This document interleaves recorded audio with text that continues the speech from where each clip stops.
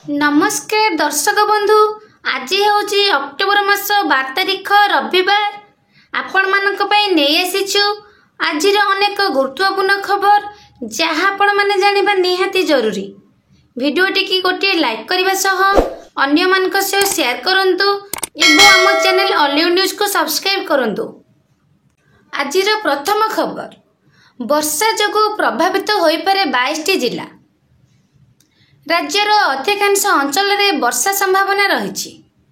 उपकूलवर्ती जिला, पश्चिम ओडिशा और उत्तर पूर्व ओडिशा रे मध्य वर्षा होई पारे। किछि स्थान रे प्रबल रु अति प्रबल वर्षा हेबार संभावना रही। वर्षा जोगु पुरी, गंजाम, जगतसिंहपुर, केन्द्रापड़ा, भद्रक, बालेश्वर, जाजपुर, खोर्धा, कटक, नयागढ़, मयूरभंज, केन्दुझर, ढेंकानाल, अनुगुल, देवगढ़, संबलपुर, सुंदरगढ़, बौद्ध, सुबर्णपुर, कंधमाल, बलांगीर और बरगढ़ जिला प्रभावित हो पारे बोली श्री साहू कहिसंती।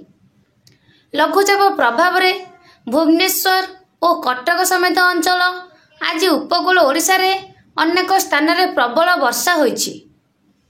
भुवनेश्वर रे अपराह्न 2:30 संध्या 5टा पर्यंत वर्षा रही होईछि।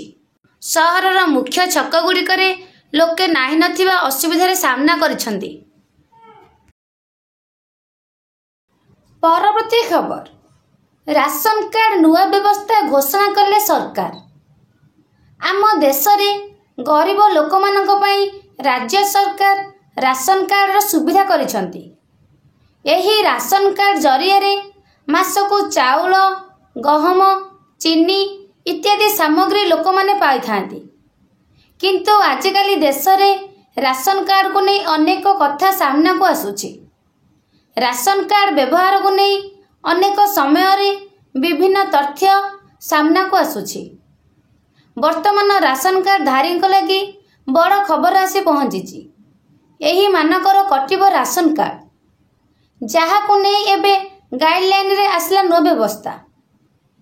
राशन कार्ड धाड़ी ध्यान दियंतु, एणिकी आपण को आउ मिली न पारे सरकार राशन, किंतु समस्तंकर राशन कार्ड कटिजिव बोली एठारे कुहा जाय नाही। किंतु अधिकांश हिताधिकारी कटिजिव राशन कार्ड।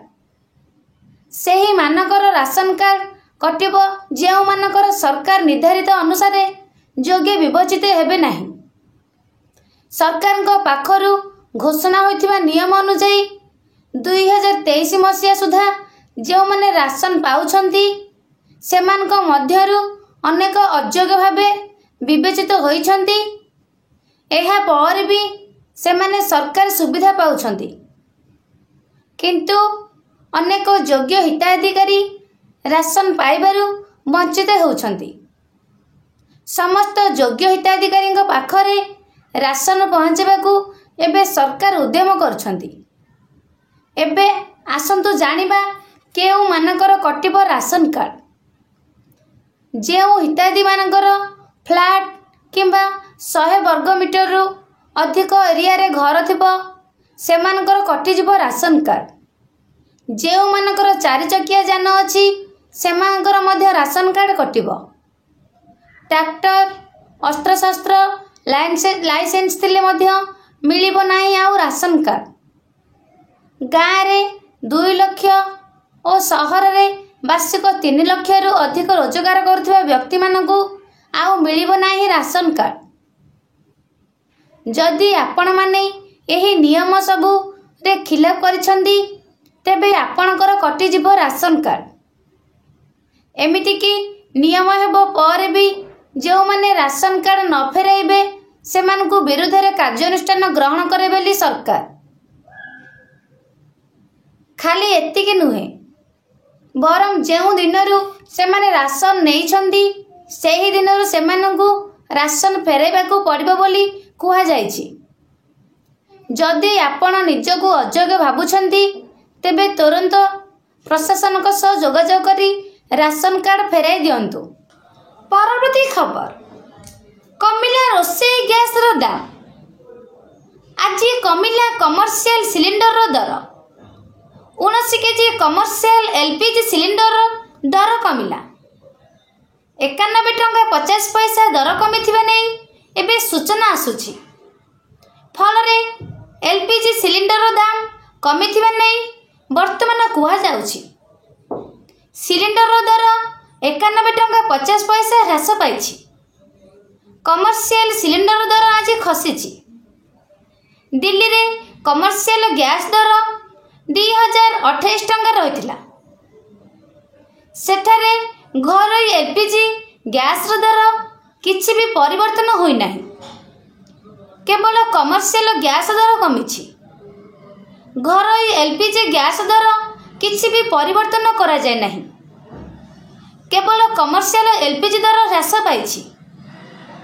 तेबे कमर्शियल गैस दर ह्रास पाइबा कारणरू साधारण खाउटी माने सामान्यतम आश्वस्ति लाभ करिवे बोली आशा करा जाउछि। तेबे दिल्ली रे किंतु एलपीजी दर जेतिकी थिला सेतिकी अछि। सेथिरे किछि भी बदली करा जाय नाही। फलरे सेठिकार लोक माने असंतोष प्रकाश करुछन्ति। तेबे से जहा भी हेउ साधारण खाउटी माने गैस दर कमिबा नै बेस संतोष लाभ करछन्ति।